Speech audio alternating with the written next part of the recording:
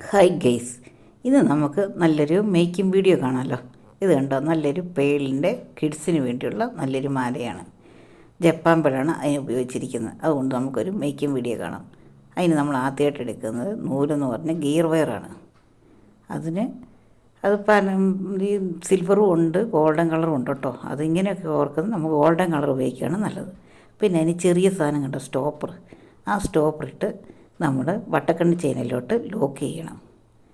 ആ ലോക്ക് ചെയ്യാൻ അധികം പാടൊന്നുമില്ല. വട്ടക്കണ്ണി സ്റ്റോപ്പറെ കോർത്തിട്ട് വട്ടക്കണ്ണി ചെയിനിലോട്ട് കോർത്തിട്ട് പിന്നെ തിരിച്ച് സ്റ്റോപ്പറിലോട്ട് കയറ്റി എന്നിട്ട് നമ്മൾ പ്ലെയർ ഇട്ട് അങ്ങ് ലോക്ക് ചെയ്താൽ മതി കേട്ടോ. ആ രീതിയിൽ അങ്ങ് ലോക്ക് ചെയ്യുക. പിന്നെ അത് പറഞ്ഞൊന്നും പോരുകയില്ല. പിന്നെ അതിനൊരു ഇതിന് വേണ്ടി, അതായത് ഒരു ഉറപ്പിന് വേണ്ടി നമ്മൾ രണ്ട് ഗോൾഡൻ്റെ ചെറിയ ബീഡ്സ്, അത് 3mm ബീഡ്സ് ഇട്ട് നമ്മളങ്ങ് ഉറപ്പിന് വേണ്ടി കോർക്കുന്നു മാത്രം. പിന്നെ ചോദിച്ചതൊന്നും ബാക്കിയുള്ള ഗിയർ വയറൊന്നും കാണാതിരിക്കാൻ വേണ്ടി. പിന്നെ സാധാരണ രീതിയിൽ 6mm പേൾ മുത്ത് കോർക്കുന്നു. അപ്പോൾ അതിൻ്റെ ഇടയ്ക്ക് ഇതുണ്ട്, ഗോൾഡൻ്റെ ഒരു സാധനം കോർക്കുന്നുണ്ട്. അതിന് പേരൊന്നും എനിക്കറിയത്തില്ല.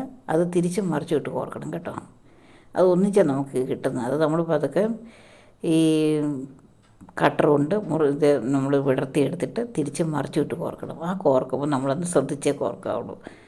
അങ്ങ് ഒരേ രീതി കോർത്ത് വരരുത്. ഒരേ രീതി കോർക്കുമ്പം അത് ഇച്ചിരി കാണാനൊന്നും ഭംഗിയില്ല. നമ്മൾ തിരിച്ചും മറിച്ചും കോർക്കുമ്പോഴാണ് അതിന് കാണാനുള്ള ഭംഗി വരുന്നത്.